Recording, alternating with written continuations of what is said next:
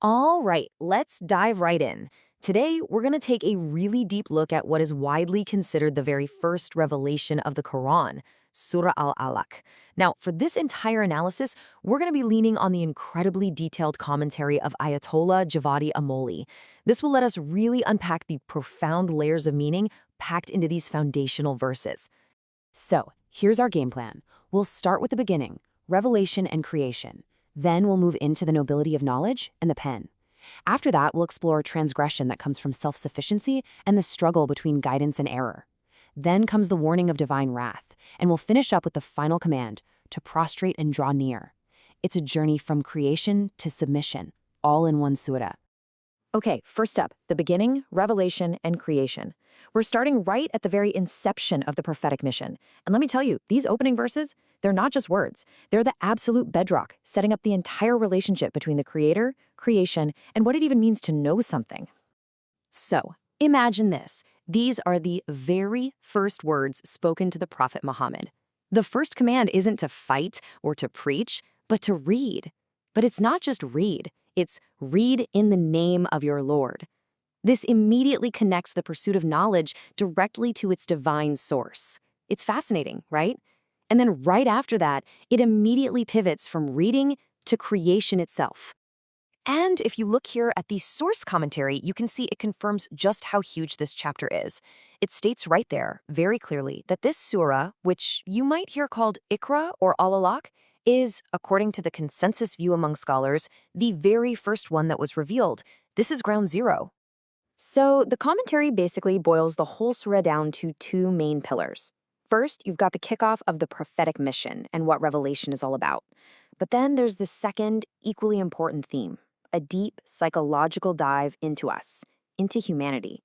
What makes us mess up? What causes us to transgress? And crucially, what's the cure?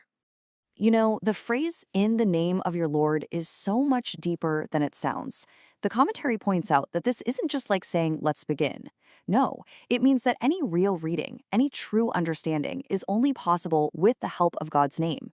Think of it this way. God's name encompasses all of his attributes, his entire essence. So to read in his name is to tap into that ultimate reality to even begin to understand the world he created. Okay, this is a really subtle but crucial point the commentary makes. Notice the difference here. First, it says God created. That's the general cosmic creation of everything, the whole universe. But then, in the very next breath, it narrows the focus and says he created man. That shift from the general to the specific is so important. It tells us, right from the first words of the revelation, that there's a special divine focus on us, on humankind. And what were we created from? From an alaq. This word is just packed with meaning. It's a clinging substance, a blood clot, basically the very first, most humble stage of our biological existence. The commentary really zeroes in on this. By starting with this incredibly modest physical origin, the Qur'an is setting us up for one of its biggest themes. It's asking a powerful question. How can a creature that starts from something so simple become so arrogant? It's a masterclass in humility right from the get-go. All right, section 2, the nobility of knowledge and the pen. So we start from this humble clot. How do we get from there to, well, us? The surah says the vehicle for that incredible journey, that divine elevation, is knowledge. And look, the command read comes up again. That repetition is deliberate. It's hammering home how important this is. But this time, it's linked to a new piece of information. And your Lord is the most generous, or al-akram. And how is he most generous? The verses tell us right away. He taught by the pen, and he taught humanity what it didn't know. The greatest generosity is the gift of knowledge. And here, in the source text, the commentator really digs into this. Why al-akram, the most generous, instead of just kareem, generous? It's to make a powerful point. God's ultimate act of generosity isn't just about giving us stuff, wealth or resources. It's the gift of existence itself, and even more than that, the gift of knowledge. That's what truly lifts us up from that humble beginning we just talked about. This is a really fascinating breakdown from the commentary. It's saying God teaches us in two ways. On one hand, you have taught by the pen. That's all the external, acquired knowledge, everything we write down, learn from books, science, history, you name it. But then there's this other kind, taught man what he knew not. This is the internal stuff, the innate knowledge. It's our intuition, our conscience, the spiritual truths that God plants directly inside of us from the start. And don't just skim over the mention of the pen. The commentary makes it clear this is a huge deal. It's not just a random tool. I mean, think about it. There's another chapter in the Qur'an where God literally takes an oath swearing by the pen and what they write. That elevates writing, recording, and passing on knowledge to a sacred, holy act. It's one of the primary ways God's generosity reaches us. Okay, brace for a sharp turn here. We've just covered the incredible gifts of creation and knowledge. Now, the surah pivots to its second major theme, why do we mess up? We're about to get into the pathology of human transgression, right down to its root cause. Man, these verses are just a direct, powerful psychological diagnosis. See, the Qur'an doesn't just say don't transgress. It tells you why people transgress. And what's the reason? It happens when a person sees himself as self-sufficient. That's the trigger. The exact moment you start to think, I've got this, I don't need anyone, not even God. That's when the rebellion starts. It's an illusion of independence. The commentary presents this as a clear, step-by-step process. It's almost like a formula for failure. Step 1, you start to see yourself as totally self-sufficient, like you don't need anything. Step 2, that internal feeling inevitably leads to an external action. You transgress, you overstep your bounds. The commentary says these two are completely linked. And then step 3 is the divine reality check, the cure, reminding us that it's all an illusion, because in the end, every single one of us is returning to our Lord. Now, this word, kala, it's so powerful. It's not just a simple no. Think of it like a giant divine stop sign being thrown down. It means absolutely not, or stop right there. The commentary explains it's used here to just completely shut down the whole idea of self-sufficiency. It's God basically shouting, whoa, stop. That line of thinking is dangerous and leads to ruin. Moving on to our fourth section, the struggle of guidance and error. So we've talked about the theory of why people transgress. Now the surah gets practical. It shows us what this looks like in the real world, painting a picture of the direct clash between someone trying to guide and someone trying to stop them. And the way it does this is brilliant. It's a series of sharp, almost sarcastic rhetorical questions. It's like God is saying to you, hey, have you seen this guy? The one who tries to stop someone from praying? Seriously. And then it follows up, what if that person praying is on the right path? What if they're actually encouraging others to do good? The questions are designed to make you stop and think, yeah, that's completely absurd. Why would anyone do that? So what we have here is a classic, timeless conflict. It's a battle of archetypes. On one side, you've got the obstructor, the person who represents that arrogance and denial we just talked about. And on the other, you have the guided servant, the one who represents humility and worship.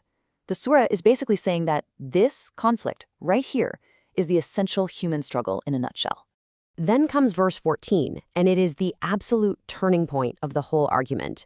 Doesn't he know that Allah sees? The commentary says this is the heart of the problem. The person acting this way does so because they've forgotten, or maybe they're just ignoring, one simple fundamental truth. God sees everything. That one reality is both a diagnosis for his problem and the seed of his downfall. You just can't hide. Okay, fifth section, the warning of divine wrath. And let me tell you, the tone is about to shift. The time for questions is over. The crime has been established. The flawed logic has been exposed, and now the surah escalates into a direct, severe, and very graphic warning. And bam, there's that word again, kala, a final, forceful stop. And then comes the threat, and it's not vague. If he does not stop, we will surely drag him by the forelock. Wow.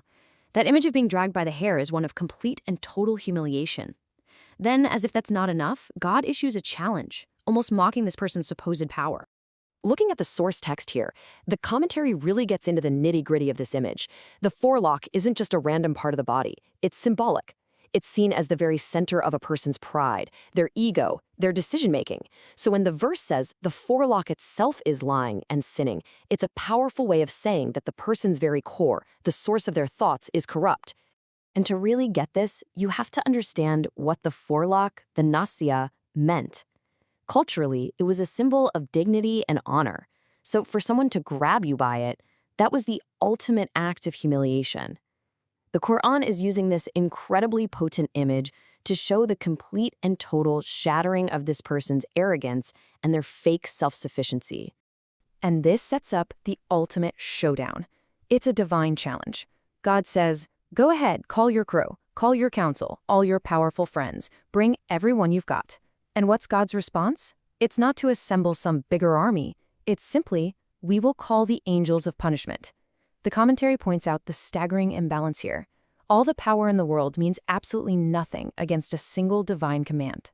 Okay, we're at our final section, the command to prostrate and draw near. After the diagnosis of arrogance and the warning of what happens if you stick to that path, the surah gives us the cure.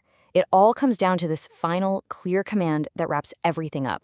And here it is, the final verse. It starts one last time with that powerful word, kalla. No, don't do it. Reject that whole way of being. And then it gives a simple two-part instruction, not just to the prophet, but to all of us. First, what not to do. Do not obey him. Don't follow that voice of arrogance. Then, what you should do, the antidote, prostrate and draw near. So the commentary breaks this final instruction down into a beautiful three-step path to getting closer to God. First, you actively reject falsehood. Do not obey him. Second, you perform the ultimate act of submission. You prostrate, putting the very symbol of your ego, your forehead, on the ground. And what's the result? Step 3 is the payoff. You draw near, achieving that true spiritual closeness to the divine. And that really brings our deep dive full circle. Think about the journey we just took. The very first message of the Qur'an starts with an appeal to the intellect, read, and it ends with the ultimate act of humility, prostrate. So we're left with this final, powerful question to think about. What barrier does prostration truly demolish? Maybe the answer is that prostration isn't about abandoning knowledge, but about perfecting it. It's the thing that shatters the arrogance that stops what you know from becoming who you are.